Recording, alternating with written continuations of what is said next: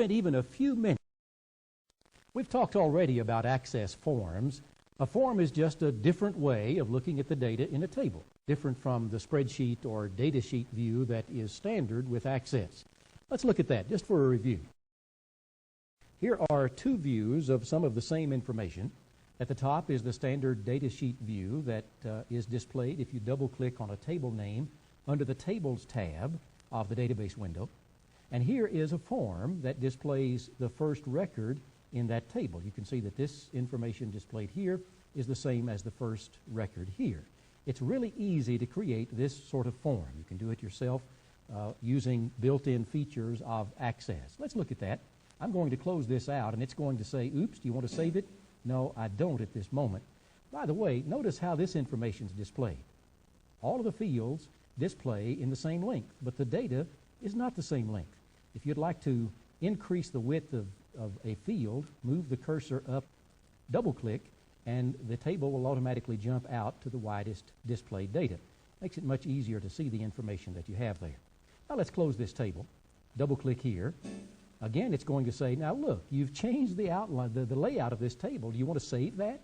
Well, let's do, because next time when we look at the table, this field information will be wider and it'll be easier to see. If we want to create a form based on a table, all we need to do is open the table by double-clicking. There's that familiar table again. And we're going to use a quick form or AutoForm tool that I've shown you already, but let's review. By clicking here where it says New Object, AutoForm, a little wizard launches and very quickly creates a basic form that contains the information from one record. We might want to save that. Let's do it by clicking here on the Save icon. We're asked for the name of that form. Company is the default because the form was created from the company table. Let's change that and call it Basic Company, because that's a very basic form. It's pretty standard in design, no bells and whistles, just includes the basic information, and then we can close that form since we've saved it. I'm going to close the table by double-clicking here, and we're ready to look at that form from the Forms tab. There it is. Notice that each of these tabs, I'm going back to Tables now, Tables stores the table information. By clicking on Forms, we get a list of all the current forms that we've created. That's pretty basic stuff.